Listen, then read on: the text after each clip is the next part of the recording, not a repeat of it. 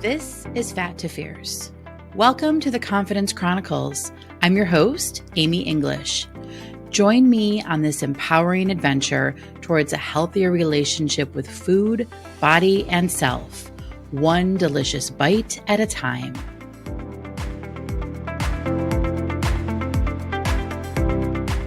Hello. Welcome to episode 21 of the Confidence Chronicles. I hope you're having a great week. In this week's episode, I'm introducing one of my favorite tools for overcoming emotional eating. It's a tool I created that helped me stop stress eating. Because as you may know, I struggled with stress eating for a very long time. And one of the reasons I became so determined to stop stress eating is because it was messing with my weight goals. It's kind of the whole reason I started on this path. I often joke that I'm an expert at weight loss. Many of you can probably relate. I could follow any meal plan perfectly. I've been doing it long enough. But whenever life threw a curveball or shit hit the fan, I would turn to food to soothe the stress and overwhelm. It's a habit that started when I was a child. And it was often an unconscious action, meaning it was kind of automatic. I just did it without thinking. Things in life would be going swimmingly until the stress hit and I started searching for food. I remember when my kids were little, we'd put them to bed and I'd be standing in front of the pantry, shoving their Teddy Graham crackers into my face.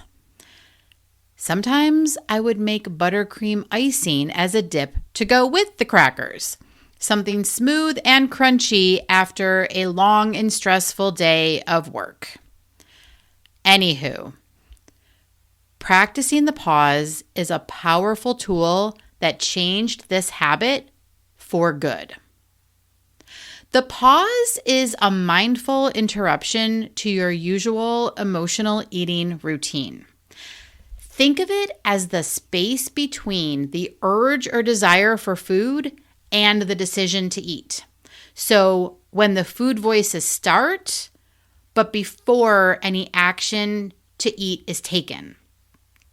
That space is where the magic happens. Picture you're watching a show on Netflix. Someone walks in and starts talking.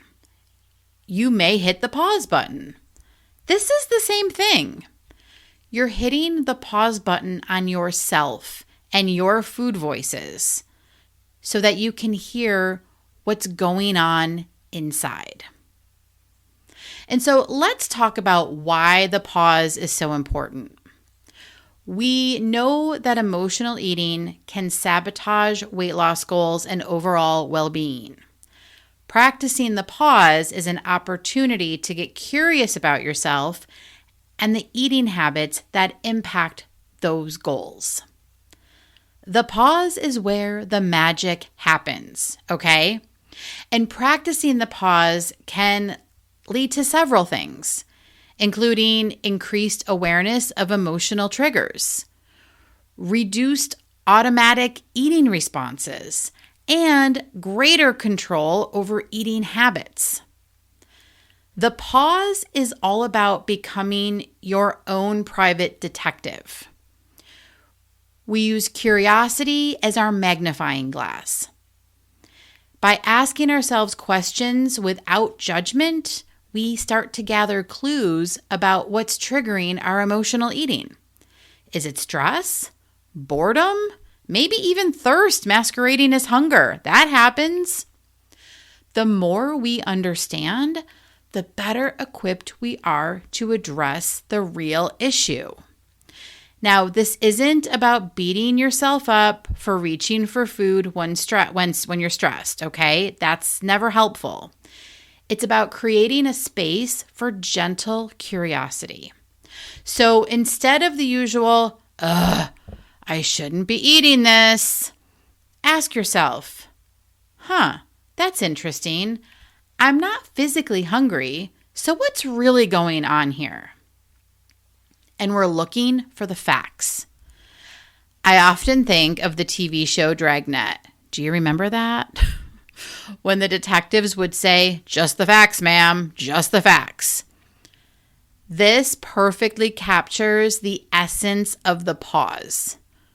We're not judging ourselves for wanting food, okay?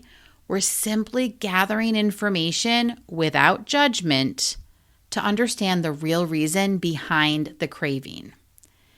And like a detective, you can rely on your intuition and curiosity to uncover those reasons. This shift in mindset is key. Okay, so how does the pause work in practice?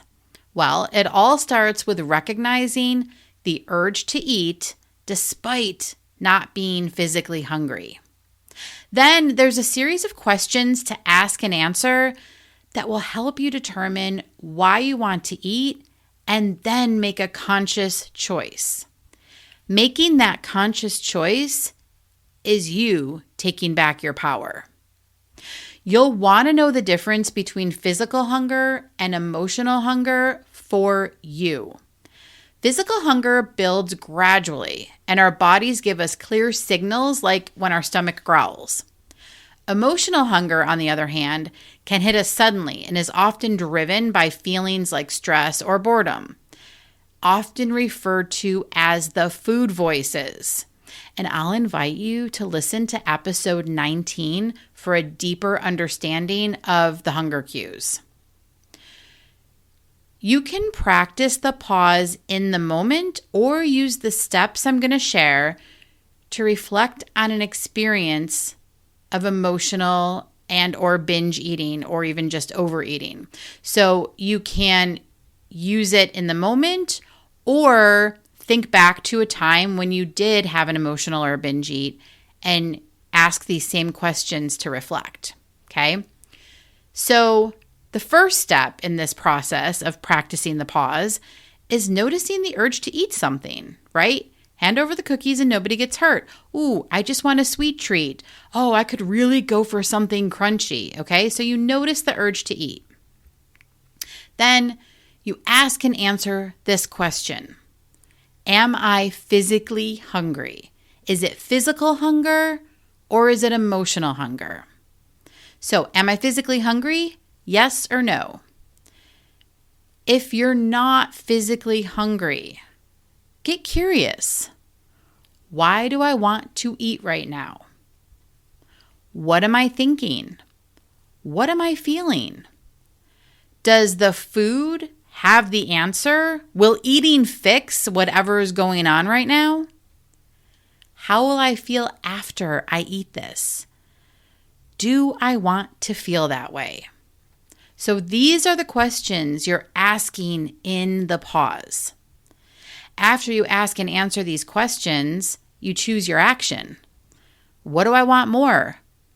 Again, how do I want to feel? What can I choose to do instead of eating if you're not physically hungry? And then we've got the alternative options, right?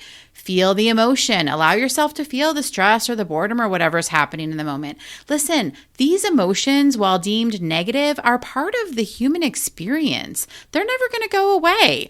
There's always going to be moments in life where we experience stress, overwhelm, boredom. So getting used to feeling those emotions is actually a huge power move. Because once you are able to allow yourself to feel them, you no longer have to buffer from them. Other options are to write or journal or find a non-food related activity. This is where you can go back to the joy and the pleasure, right? Find something else that feels good. The whole point of this exercise of asking and answering these questions in the pause is that you decide on an action to take. You make a mindful, conscious choice. Now, here's the kicker of this exercise, okay? It truly doesn't matter if you decide to eat, even if you're not physically hungry, okay? What matters is that you're aware of your actions. You're making a choice. That's taking your power back. And what's also helpful is as you're asking and answering these questions, you're collecting clues about your eating patterns that you can use next time. The awareness you gain in these questions and the answers is how you change the patterns. And as I mentioned, you can practice the pause in the moment or use the steps and the questions to reflect on a recent experience. So in episode 9 of the Confidence Chronicles, I shared a story about my last binge. If you haven't listened to that, you may want to go back and take a listen.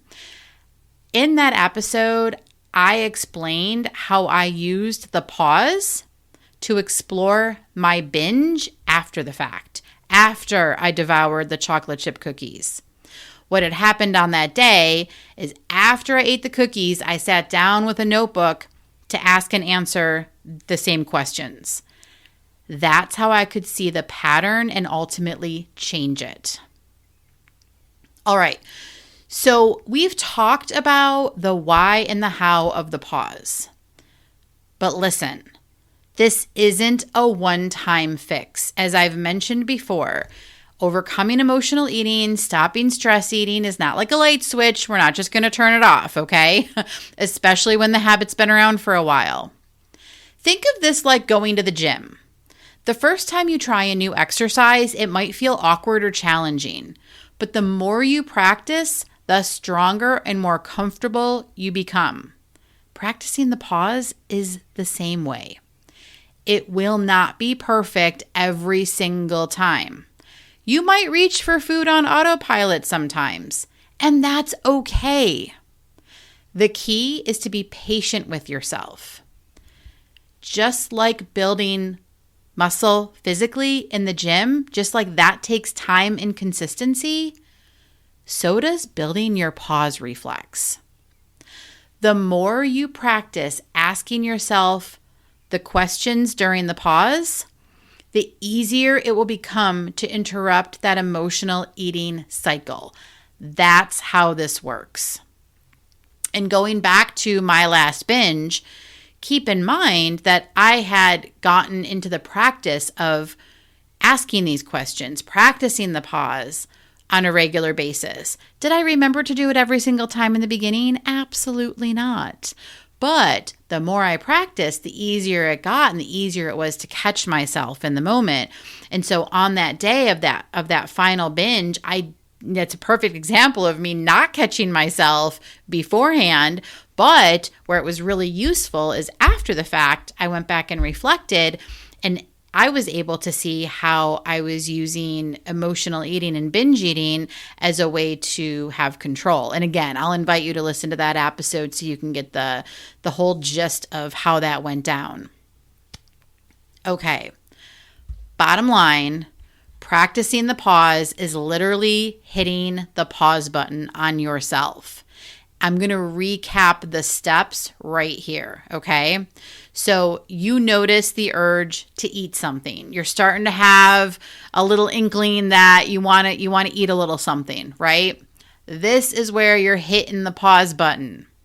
You're going to ask yourself the question, am I physically hungry? Yes or no?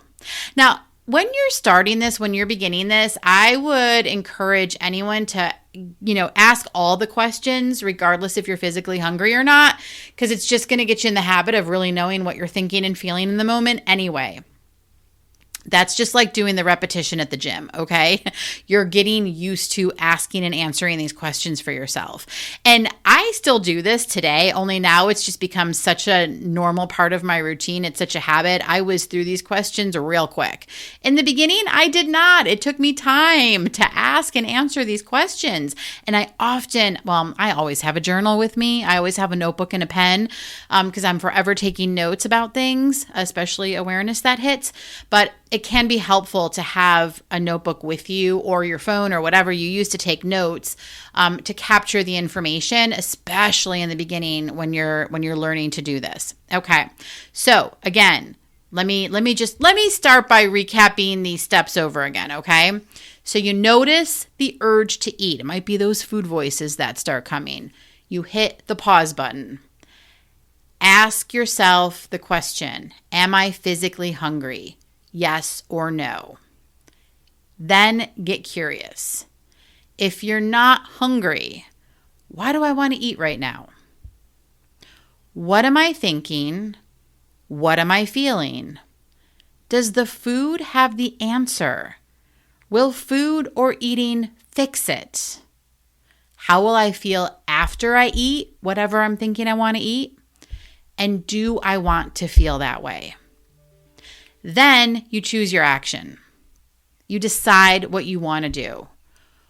What do I want more? It's one of my favorite questions, by the way. Still use that one today. How do I want to feel?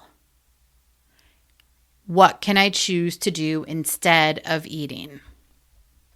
Okay? So, the key here is to be patient with yourself. It's not going to work every single time. The more you practice asking yourself those questions during the pause, the easier it will become to interrupt that emotional eating cycle. Be kind to yourself throughout this process. We want to invite some understanding for a habit with food that's been happening for a really long time. It's going to take time to unwind it. So, kindness really matters. One thing that I love to invite my clients to do is for every criticism or judgment towards yourself, offer yourself a compliment. Just get in the habit of doing that. So every time you notice a nasty little comment or sentence scroll across your brain, offer yourself one kind thing to say, one nice thing about yourself. Helps you start to balance. Again, this is balancing the inner critic and the inner ally, and there's an episode on that topic too, okay? So kindness matters. And what's also really important and really helpful is celebrating your wins. Celebrate the times you remember to do this. And don't get discouraged by setbacks. Setbacks are going to happen. I can't even begin to tell you how many times when I first started this process of overcoming emotional eating, how many times I ate emotionally. Again, it's not like I decided one day I'm going to stop stress eating and poof, it was done. No, there were several times that I was stress eating in that when I first decided to stop this, to change this.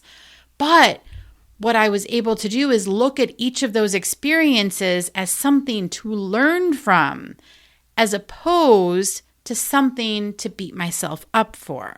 Okay? And when you can shift that, that's you taking control. And here's the deal.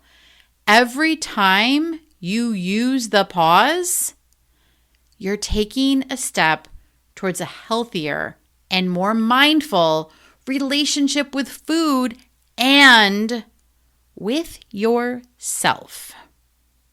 Okay. And one thing that I'll share too, so I've offered my questions that I use for practicing the pause.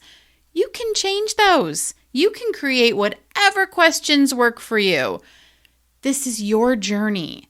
So do what works for you. If you want to tweak those questions or ask some different ones, go for it. At the end of the day, it's all about stopping in the moment, realizing what's going on, and making a conscious choice instead of being in that automatic response where you don't know what happened until the bag of chips is empty. Okay? All right. With that, I will say have a great week. Be sure to subscribe to this podcast so you get notified every time a new episode drops, which is typically every Thursday morning. And have a great week. Are you ready to take control of your eating, embrace your body, and boost your confidence? Then let's get fierce. Start your Fat to Fierce journey today. Go to amyenglishcc.com for more resources and to book your discovery call.